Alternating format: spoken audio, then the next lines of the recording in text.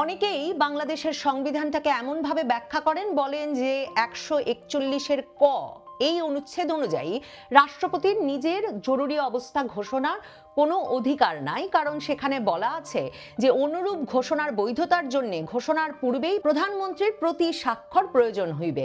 তারা সবসময় এড়িয়ে যান যে 141-এর ক-এর 3 এই অনুচ্ছেদে পরিষ্কারভাবে বলা আছে যে রাষ্ট্রপতি আসলে প্রতি স্বাক্ষর ছাড়াও, প্রধানমন্ত্রীর কোনরূপ প্রতি স্বাক্ষর ছাড়াও জরুরি অবস্থা ঘোষণা করিতে পারিবে। বাংলাদেশে একটা কি জানি হবে, কি জানি হবে, কি জানি ঘটে যাবে, এই বোধ বা এই একটা অনুভূতি যে সর্বত্র ছড়িয়ে পড়েছে, কিংবা ক্যান্টনমেন্টের ভেতর বাহিরে নানা রকম দোলাচলের কথা শোনা যাচ্ছে, অস্থিরতার ইঙ্গিত টের পাওয়া যাচ্ছে, নানা সূত্র থেকে প্রমাণও বেরিয়ে আসছে। তার একটা বড় কারণ এই যে 10ই মে আসলে হাসনাত আবদুল্লাহর ডাকে যমুনা এবং তারপর শাহবাগ ব্লকেডের পর শুধুমাত্র যে অন্তর্বর্তীকালীন সরকার আওয়ামী লীগের রাজনৈতিক কর্মকাণ্ড, মানে আওয়ামী লীগ এবং তার অঙ্গ সংগঠন সমূহের রাজনৈতিক কর্মকাণ্ড নিষিদ্ধ ঘোষণা করেছে তাই কিন্তু নয়। সেদিন অন্তর্বর্তীকালীন সরকারের তরফে স্পষ্ট ঘোষণা দেওয়া হয়েছে যে 10ই মে থেকে 30 দিনের মধ্যে জুলাই ঘোষণাপত্র আসতে যাচ্ছে। আপনারা জানেন, আমি নবনীতা চৌধুরীর বয়ানে স্পষ্টতই আলোচনা করেছি যে জুলাই ঘোষণাপত্র ঘোষণার সর্ববৃহৎ যে প্রভাব পড়বে, যেটা সাথে সাথে ঘটবে জুলাই ঘোষণাপত্র আসা মাত্র, সেটি হচ্ছে বাংলাদেশের সংবিধান বাতিল হয়ে যাবে, যেটিকে এনসিপি মুজিববাদী সংবিধান বলে, 72-এর সংবিধান, যেটি বাংলাদেশের বর্তমান সংবিধান, সেই সংবিধানটি বাতিল হয়ে যাবে। তাহলে সেই সংবিধান বাতিল হয়ে গেলে সাংবিধানিক পদগুলোর কি হবে? বাংলাদেশের সংবিধানের সর্বোচ্চ সাংবিধানিক পদ হচ্ছে রাষ্ট্রপতির পদটি, এবং 5ই আগস্টের পরের ঘটনা প্রবাহ যদি আরেকবার মনে করে দেখবেন যে সেনাপ্রধান যখন আমাদের সামনে এসে ঘোষণা দিলেন, সংবাদ মাধ্যমের সামনে এসে আমরা টেলিভিশনের পর্দায় দেখছি যে তিনি বলছেন প্রধানমন্ত্রী শেখ হাসিনা পদত্যাগ করেছেন আর সেনাবাহিনী বাংলাদেশের জনগণের জানমালের দায়িত্ব নিচ্ছে এবং খুব দ্রুত একটা অন্তর্বর্তীকালীন সরকার গঠনের জন্য তারা রাজনৈতিক দলগুলোর সঙ্গে আলোচনা শুরু করেছে। এই পুরো প্রক্রিয়ায় একবারও সেনাপ্রধান বলেন না যে বাংলাদেশের সংবিধান বাতিল হয়ে গেছে বা সংবিধান স্থগিত হয়েছে। এবং এরপর তিনি রাজনৈতিক দলগুলোকে নিয়ে অন্তর্বর্তীকালীন সরকার গঠন প্রসঙ্গে আলোচনার জন্য তিনি কিন্তু রাজনৈতিক দলগুলোকে নিয়ে যান হচ্ছে বঙ্গভবনে, মানে বাংলাদেশের রাষ্ট্রপতির বাসভবনে, বঙ্গভবনে নিয়ে যান। এবং বঙ্গভবনকে সেদিন বাংলাদেশের সরকারি আর কোনো স্থাপনা, সেনাবাহিনী, সশস্ত্র বাহিনী রক্ষা করতে যায় না বা রক্ষা করতে পারে না। মানে গণভবন থেকে, সংসদ ভবন থেকে প্রধান বিচারপতির বাসভবন, মানে কি না ভাঙচুর হয়েছে আর কি না লুটপাট হয়েছে। কিন্তু সেনাবাহিনীর সর্বোচ্চ নিরাপত্তা দিয়ে বঙ্গভবনকে সেদিন রক্ষা করে এবং রাষ্ট্রপতির পদকে একটা সাংবিধানিক শূন্যতার পরিস্থিতি থেকে বাঁচাতে রাষ্ট্রপতির পদকে সর্বোচ্চ সাংবিধানিক পদ হিসেবে মর্যাদা দিয়ে বিবেচনা করে অন্তর্বর্তীকালীন সরকার গঠনের পুরো আলোচনাটিকে সেনাপ্রধান কিন্তু বঙ্গভবনে নিয়ে যান। এবং 5ই আগস্ট যখন জাতির উদ্দেশ্যে রাষ্ট্রপতি শাহাবুদ্দিন চুপ্পু ভাষণ দেন, তখন আপনাদের এই দৃশ্য নিশ্চয়ই মনে আছে যে রাষ্ট্রপতির পেছনে 3 বাহিনী প্রধান, সেনাবাহিনী, বিমান বাহিনী এবং নৌবাহিনী প্রধান, তারা 3 জন দাঁড়িয়ে থাকেন এবং রাষ্ট্রপতি ভাষণ দেন। রাষ্ট্রপতি সেদিন ভাষণে কি বলেছিলেন আসলে আমাদের প্রায়ই মনে পড়ে না, কারণ সে সময় এই এত ঘটনা প্রবাহের দোলাচলে রাষ্ট্রপতি কি বলেছিলেন সেটা তেমন ভাবে মনে না পড়লেও এখন যদি পত্রিকা ঘেটে দেখবেন, রাষ্ট্রপতি সেদিন জাতির উদ্দেশ্যে ভাষণে বলেন খালেদা জিয়াকে দ্রুত মুক্তি দেওয়ার সিদ্ধান্ত হয়েছে, একটা অন্তর্বর্তীকালীন সরকার গঠন করা হবে যাতে তারা দ্রুত একটা অবাধ, সুষ্ঠু, নিরপেক্ষ নির্বাচন দেয়।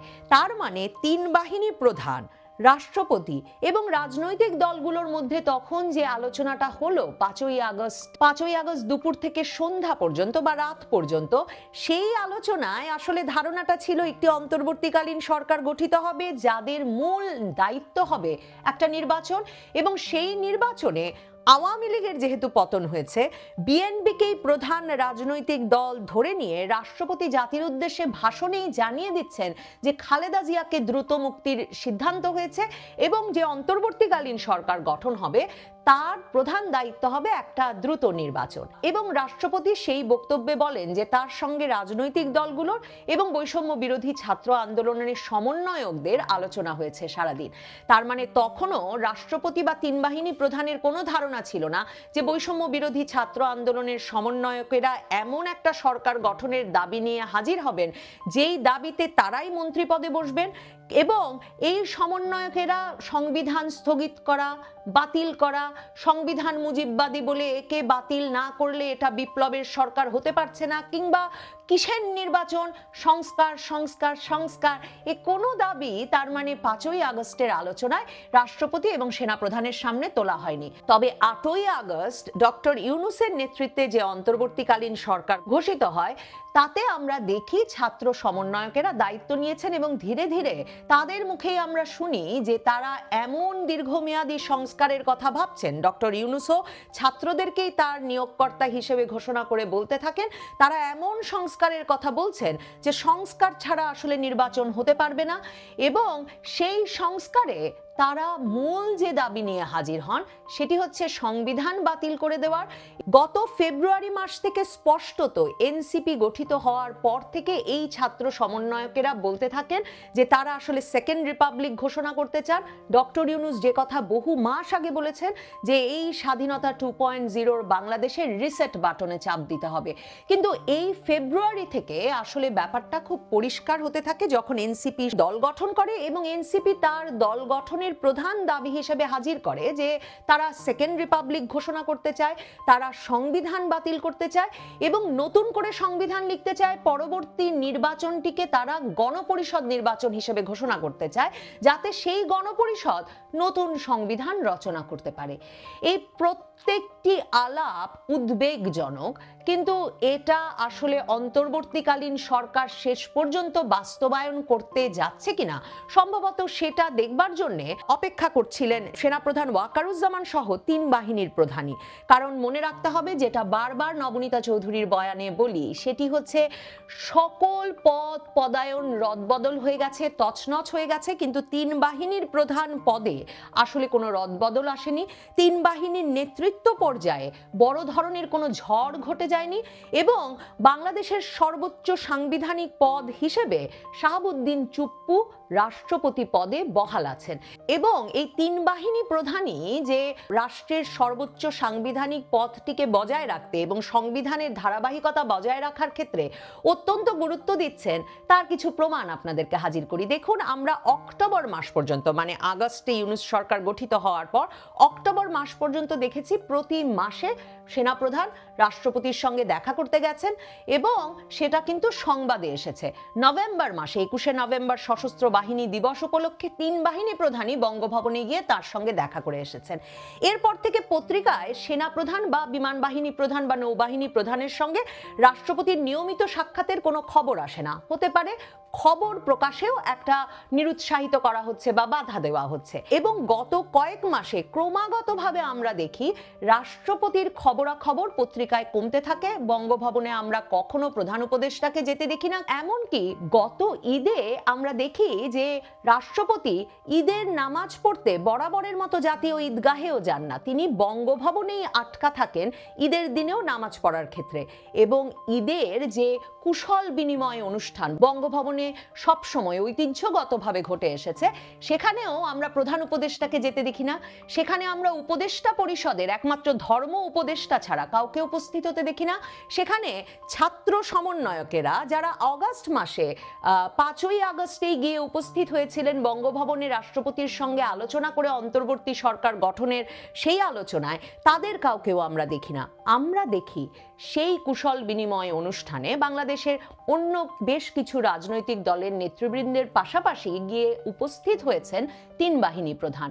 আমরা দেখি বঙ্গভবনে স্বাধীনতা দিবসকে সামনে রেখে, সেটা রমজান মাসও ছিল, কাজেই যে ইফতার অনুষ্ঠানের আয়োজন করা হয় সেখানেও সেনাবাহিনী প্রধান যান এবং বঙ্গভবনে নামাজের ইমামতি করেন তিনি। কাজেই রাষ্ট্রপতি পদের মর্যাদা ধরে রাখতে, এই পদের উচ্চতা ধরে রাখতে তিন বাহিনী প্রধান যে কাজ করছেন সেটাকে আমি অত্যন্ত তাৎপর্যপূর্ণ বলে মনে করি। কারণ মনে রাখতে হবে, সেনাপ্রধান বদল করার ক্ষেত্রে রাষ্ট্রপতির স্বাক্ষরের প্রয়োজন হবে। সংবিধানে লেখা আছে বটে যে রাষ্ট্রপতি স্বাক্ষর করবেন প্রধানমন্ত্রীর পরামর্শক্রমে, কিন্তু মনে রাখবেন প্রধানমন্ত্রীর পরামর্শ মেনে নেওয়ার বিষয়টি একটা প্রথা বটে। রাষ্ট্রপতি স্বাক্ষর না করলে সেনাপ্রধান কিংবা সশস্ত্র বাহিনীর কোনো প্রধানকে প্রধানমন্ত্রী চাইলেই পাল্টে দিতে পারেন না।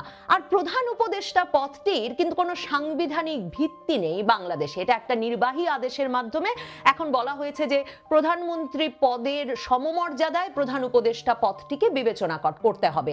কাজেই বাংলাদেশের যে বর্তমান সংবিধান, সে সংবিধানে যে পদটি সর্বোচ্চ ক্ষমতার অধিকারী, সেই পদটি রাষ্ট্রপতি চুপ্পুর। আমরা জানি হাসনাত আব্দুল্লাহ সহ জুলাই আগস্ট আন্দোলনে নেতৃত্ব দানকারী পক্ষটি বারবার মনে করিয়ে দেয় যে সেনাপ্রধান ওয়াকারুজ্জামান হাসিনার লোক। তারা বারবার মনে করিয়ে দেয়, তারা বারবার বলে যে রাষ্ট্রপতি শাহাবুদ্দিন চুপ্পুকে বঙ্গভবন থেকে অপসারণ করা না পর্যন্ত আসলে জুলাই আগস্ট আন্দোলনের মূল লক্ষ্য নাকি কিছুতেই অর্জন করা যাবে না। আপনাদের মনে থাকবে 22শে অক্টোবর মঙ্গলবারে হাসনাত আব্দুল্লাহ বঙ্গভবন ঘেরাও করে ঘোষণা দিয়েছিলেন 24 থেকে 48 ঘন্টার মধ্যে শাহাবুদ্দিন চুপ্পুকে বঙ্গভবন থেকে অপসারণ করে তবে তারা বঙ্গভবন এলাকা ছাড়বেন। তারপর অবশ্য সে সময় বঙ্গভবন এলাকা ছেড়ে আসতে হয় তাদের। কাজেই এই ছাত্র সমন্বয়কেরা হাসনাত আব্দুল্লাহ বিশেষভাবে বারবার যে বিপ্লবের কথা বলছেন, বারবার সশস্ত্র বাহিনী বা 3 বাহিনী প্রধান কিংবা সেনাপ্রধান ওয়াকারুজ্জামান যেই হিসেবে যেই প্রক্রিয়ায় আসলে অন্তর্বর্তীকালীন সরকার গঠন করে দিয়ে একটা নির্বাচনের পথে বাংলাদেশকে নিয়ে যেতে চেয়েছিলেন, সেই পথ থেকে সরিয়ে সেকেন্ড রিপাবলিক, সংবিধান বাতিল, রিসেট বাটন, নতুন বাংলাদেশ, স্বাধীনতা 2.0 স্বপ্ন বাস্তবায়নের যে কার্যক্রম হাতে নিয়েছে বা যে উদ্দেশ্যগুলো সাধনে বারবার সেনাপ্রধানের দিকে চ্যালেঞ্জ ছুড়ে দিচ্ছে, তার প্রতিক্রিয়া হচ্ছে সর্বাত্মক বিশৃঙ্খলা। সেই ভয় বিশেষভাবে 10ই মে অন্তর্বর্তীকালীন সরকার হাসনাত আব্দুল্লাহর দেওয়া ডেডলাইনের জবাবে আওয়ামী লীগের কার্যক্রম নিষিদ্ধ ঘোষণা এবং জুলাই ঘোষণাপত্র 30 দিনের মধ্যে ঘোষণার প্রতিশ্রুতি দেওয়ার পর আসলে ওয়াকারুজ্জামান, সেনাপ্রধান ওয়াকারুজ্জামানের পিঠ দেওয়ালে ঠেকে গেছে। জুলাই ঘোষণাপত্র আসছে, সংবিধান বাতিল হবে, বঙ্গভবন থেকে ছাত্র জনতা রাষ্ট্রপতি শাহাবুদ্দিন চুপ্পুকে বের করে নিয়ে এসে আসলে কি করতে চান তারা? রাষ্ট্রপতি শাহাবুদ্দিন চুপ্পুকে কি বঙ্গভবন থেকে সরাসরি কারাগারে নিয়ে যাওয়া হবে, নাকি বাংলাদেশ 2025 সালে এমন অনিয়মের দিকে, এমন বিচারের দিকে কিংবা এমন বিপ্লবের দিকে হাঁটতে পারে কিনা? আমার মনে হয় এখন গুরুত্বের সঙ্গে গুরুতরভাবে সেনাপ্রধানকে সেটা বিবেচনা করতে হচ্ছে। কারণ মনে রাখবেন, রাষ্ট্রপতি পদ না থাকা মানে সেনাপ্রধানকে পাল্টে ফেলা, সশস্ত্র বাহিনীর সবগুলো পদে ব্যাপক রদবদল আনা, ঠিক যেভাবে বাংলাদেশের আর সকল বেসামরিক প্রশাসনে ঘটেছে, সেটা ঘটিয়ে ফেলা কোনো বিষয়ই থাকবে না। তখন কি সত্যি শুধুমাত্র বঙ্গভবন থেকে রাষ্ট্রপতি শাহাবুদ্দিন চুপ্পুকে বের করে আনা, তাকে বিচারের মুখোমুখি করাতেই এই বিপ্লব থামবে, নাকি এই বিপ্লব দীর্ঘস্থায়ী হবে এবং অনেকের প্রকাশ্য বিচার, রাজপথে বিচারের দাবি উঠবে? তখন বিচার কি শুধুই তখন রাজপথে হবে, নাকি ক্যান্টনমেন্টের ভেতরেও, সেনানিবাসের ভেতরেও আসলে অনেক অনেক রক্তপাতের সূচনা করবে? এই সকল বিবেচনা সেনাপ্রধান ওয়াকারুজ্জামানকে অন্য নানা পথ ভাবতে বাধ্য করছে। আগস্ট থেকে তিনি বারবার বলে এসেছেন যে কোনোভাবেই সেনাবাহিনীকে রাজনৈতিক প্রক্রিয়ার অংশ করতে চান না তিনি। রাজনৈতিক প্রক্রিয়া থেকে সেনাবাহিনীকে দূরে রাখতে চান, দ্রুত সেনাবাহিনীকে ব্যারাকে ফিরিয়ে নিয়ে যেতে চান। কিন্তু পরিস্থিতি অন্যদিকেও এমন যে অন্তর্বর্তীকালীন সরকারের যেহেতু নির্বাচনের কোনো আগ্রহ নেই এবং আইন শৃঙ্খলা পরিস্থিতি ক্রমাগত যেভাবে হাতের বাইরে চলে যাচ্ছে, তাতে খুব শিগগিরই তিনি সেনাবাহিনীকে ব্যারাকে ফিরিয়ে আনতে পারবেন সে সম্ভাবনাও দেখছেন না। এই অবস্থায় স্থিতিশীলতার স্বার্থে বাংলাদেশে একটা নির্বাচনকালীন সরকার গঠন করে দ্রুত নির্বাচনের মাধ্যমে রাজনৈতিক পক্ষকে ক্ষমতা হস্তান্তরের জন্য, অবাধ সুষ্ঠু নিরপেক্ষ নির্বাচনের জন্য সম্ভবত সেনাপ্রধান ওয়াকারুজ্জামানের সামনে, তার চেয়েও বড় কথা রাষ্ট্রপতি শাহাবুদ্দিন চুপ্পুর সামনে একটাই পথ খোলা আছে। বাংলাদেশের সংবিধান, যেই মুজিববাদী সংবিধান বাতিল হয়ে গেলে এই দুইজন মহাবিপদে পড়বেন, মহা অনিশ্চয়তায় পড়বে বাংলাদেশ নিজে, সেই সংবিধানের একটা ধারা পড়ে ব্যাখ্যা করে শেষ করব আজকের বয়ান।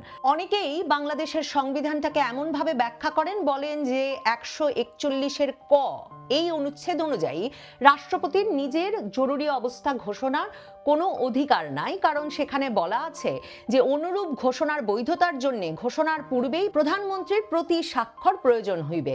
তারা সবসময় এড়িয়ে যান যে 141-এর ক এর 3 এই অনুচ্ছেদে পরিষ্কারভাবে বলা আছে যে রাষ্ট্রপতি আসলে প্রতি স্বাক্ষর ছাড়াও, প্রধানমন্ত্রীর কোনরূপ প্রতি স্বাক্ষর ছাড়াও জরুরি অবস্থা ঘোষণা করিতে পারিবেন যখন যুদ্ধ বা বহিরাক্রমণ বা আভ্যন্তরীণ গোলযোগের বিপদ আসন্ন বলিয়া রাষ্ট্রপতির নিকট সন্তোষজনকভাবে প্রতীয়মান হইলে, প্রকৃত যুদ্ধ বা বহিরাক্রমণ বা আভ্যন্তরীণ গোলযোগ সংঘটিত হইবার পূর্বে তিনি অনুরূপ যুদ্ধ বা বহিরাক্রমণ বা আভ্যন্তরীণ গোলযোগের জন্য বাংলাদেশ বা উহার যে কোনো অংশের নিরাপত্তা বিপন্ন বলিয়া জরুরি অবস্থা ঘোষণা করিতে পারিবেন। ভুলে গেলে চলে না যে আমরা যারা প্রায়শই প্রধানমন্ত্রী এবং রাষ্ট্রপতির ক্ষমতার ভারসাম্য আছে কিনা বাংলাদেশের সংবিধানে তা নিয়ে নানা রকম আলাপ করি, তারা 141-এর ক এর 3-এ রাষ্ট্রপতিকে এই যে গুরুত্বপূর্ণ ক্ষমতাটি দেওয়া হয়েছে, যেখানে তিনি জরুরি অবস্থা জারি করতে পারেন বহিঃশত্রুর আক্রমণের কথা ভাবলে কিংবা আভ্যন্তরীণ গোলযোগের আশঙ্কা করলে, এবং যেখানে তার প্রধানমন্ত্রীর প্রতি স্বাক্ষরের, প্রধানমন্ত্রীর অনুমোদনের কোনো প্রয়োজন নাই, সেই কথাটি আমরা প্রায়শই উল্লেখ করতে ভুলে যাই।